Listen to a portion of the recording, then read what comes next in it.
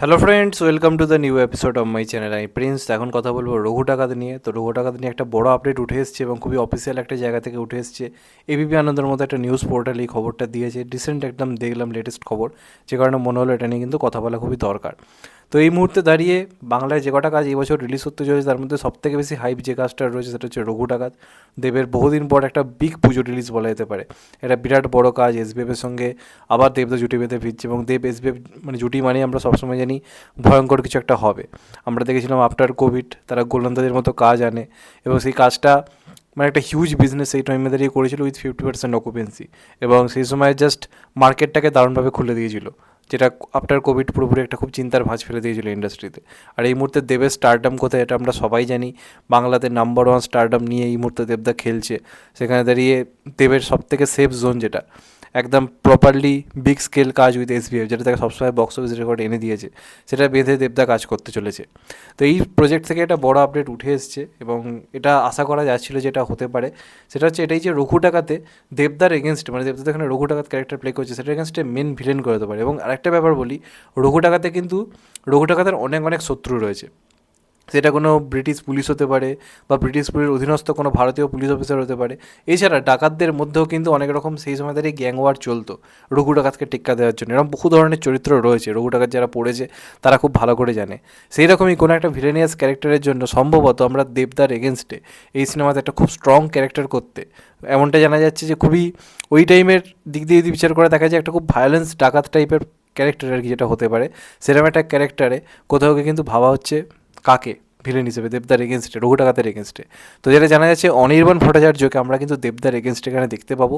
আমরা বড় পর্দায় দেব ভার্সেস অনির্বাণ ভট্টাচার্য কিন্তু প্রথমবারের জন্য দেখতে পেতে চলেছি। কারণ এর আগে আমরা দেব অনির্বাণকে একসঙ্গে কাজ করতে দেখলেও তারা একে অপরের বিরুদ্ধে ছিল না। গোলন্দাজেও তারা একে অপরের বলা যেতে পারে মানে কী বলবো, একে অপরের পাশেই ছিল। তারপর আরসিনগরও তারা বন্ধু হিসেবেই ছিল। এইখানে কিন্তু তারা পুরো একে অপরের মানে তাদের এগেনস্টে দেখা যাবে। এবং এই প্রজেক্টটার জন্য অনির্বাণ ভট্টাচার্য শোনা যাচ্ছে অনেক বড় বড় প্রজেক্ট নাকি ছেড়ে দিয়েছে শুধুমাত্র এই কাজটাতে মনোনিবেশ করবে বলে। কারণ অনির্বাণ ভট্টাচার্যর মনে হচ্ছে যে তাকে দিয়ে ইন্ডাস্ট্রি পুরো সেই টাইপ কাস্ট টাইপের ক্যারেক্টার দিয়ে যাচ্ছে, সে নিজেকে ভাঙতে পারছে না। তার মনে হয়েছে এই ক্যারেক্টারটা একটা এমন ক্যারেক্টার যেটা ইন্ডাস্ট্রিতে বহুদিন লোকে মনে রাখবে এবং কোথাও গিয়ে দেবের পাশে দাঁড়িয়ে ওই ক্যারেক্টারটা কিন্তু একদম এক পাশে হয়ে যাবে না, রীতিমতো দেবতার সঙ্গে চোখে টক্কর রেখে আর কি কাজ করবে, এমনটা জানা যাচ্ছে। যে কারণে এই চরিত্রটা করতে কোথাও গিয়ে রাজি হয়েছে অনির্বাণ ভট্টাচার্য। তো বড় পর্দায় দেব ভার্সেস অনির্বাণ দেখতে পাবে, এটা কিন্তু একটা সত্যিই বড় ব্যাপার এবং একটা খুবই ভিলেনিয়াস ক্যারেক্টার তাকে ভাবা হচ্ছে এবং এটা ভেবেই দারুণ লাগছে। এবং আশা করে যে অনির্বাণ ভট্টাচার্য ফাটিয়ে দেবে, কারণ অভিনয় নিয়ে তো কোনো প্রশ্নই নেই, কাঁপিয়ে রেখে দেবে। এবং দেবদাও এখন কী লেভেলের অভিনেতা আমরা সবাই জানি, কোনো সন্দেহ করার জায়গা নেই। দুজন তুখোড় অভিনেতা, দুই মেদিনীপুরিয়া, একে অপরের এগেনস্টে, এর থেকে বেটার আর কী হতে পারে। এবং ধ্রুব ব্যানার্জি প্রত্যেকটা অভিনেতাকে দারুণভাবে প্রেজেন্ট করে। আমার এখনও মনে আছে গোলন্দাজে কিছুক্ষণের জন্য যখন অনির্বাণ ভট্টাচার্য এরকম সাধু সেজে মানে শিব সেজে যখন আসে, সে রীতিমতো সিঙ্গেল স্ক্রিন মাল্টিপ্লেক্স সব জায়গায় রীতিমতো লোকে সিটি হাততালি মেরেছে। অনির্বাণের তো একটা হিউজ অডিয়েন্স রয়েছে, কিন্তু ওকে ওই এক টাইপের ক্যারেক্টার দিয়ে দিয়ে অনির্বাণের প্রতি লোকের একটা কী বলবো একটা সেই বিরক্তি ব্যাপার চলে এসছে। সেটাকে ভাঙার এই মুহূর্তে দাঁড়িয়ে রাস্তায় কিন্তু অবশ্যই রঘু ডাকাত।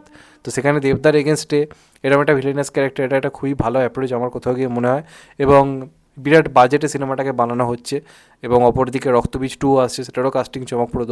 সোমদা, অঙ্কুশদা, আবিরদা, মিমি, এরম মানে এরম কাইন্ড অফ শোনা যাচ্ছে সিনেমাটার কাস্টিং নিয়ে।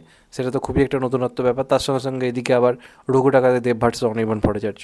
তো ব্যাপারটা কিন্তু জমে ক্ষীর হয়ে যাচ্ছে। তো দেখা যাক লাস্ট অবধি কী হয়। তোমাদের এটা নিয়ে কী মতামত অবশ্যই জানিও, যে দেবদার এগেনস্ট অনির্বাণ ভট্টাচার্যের ব্যাপারটা কেমন হবে। আর যদি অনির্বাণ ভট্টাচার্য না হয় অন্য কেউ হতো তাহলে কে হলে পারফেক্ট হতো। এবং আমার মনে হয় এরকম দুটো বাঘা অভিনেতা থাকা খুব দরকার। খাদানের ক্ষেত্রে যেমন কি দেব ভার্সেস যিশু লোকে দারুণ এনজয় করেছে, তখন খাদানেও দেব ভার্সেস অনির্বাণ ভট্টাচার্য লোকে দারুণভাবে এনজয় করবে, এটা আমার বিশ্বাস। এরকম ধরনের জিনিস এখন চলছে ইন্ডাস্ট্রিতে। তো দেখা যাক লাস্ট অবধি কী হয়। তোমাদের এটা নিয়ে কী মতামত অবশ্যই জানিও। চ্যানেলটা নতুন হলে চ্যানেলটা অবশ্যই সাবস্ক্রাইব করে দিও and get the bell icon. ভালো থেকো সবাই, টেক কেয়ার, নমস্কার। আবার দেখা হবে, এখন তো বাই। ভালো থেকো সবাই, টেক কেয়ার, নমস্কার। আবার দেখা হবে, সবাই ভালো থেকো।